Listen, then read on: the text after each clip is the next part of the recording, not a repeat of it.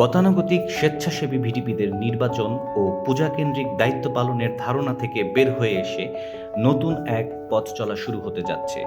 স্বেচ্ছাসেবী ভিডিপিদের জন্য বাংলাদেশ শিল্প কারিগরি সহায়তা কেন্দ্র বা বিটাকের অধীনে শুরু হতে যাচ্ছে AutoCAD, household appliance maintenance, plastic processing সহ অত্যাধুনিক সব প্রশিক্ষণ। এ প্রশিক্ষণ 1 লক্ষাধিক ভিডিপিকে দেবে শতভাগ চাকরির নিশ্চয়তা। প্রশিক্ষণার্থীরা পাবেন এককালীন প্রশিক্ষণ ভাতা, বিনামূল্যে আবাসন ও খাবার।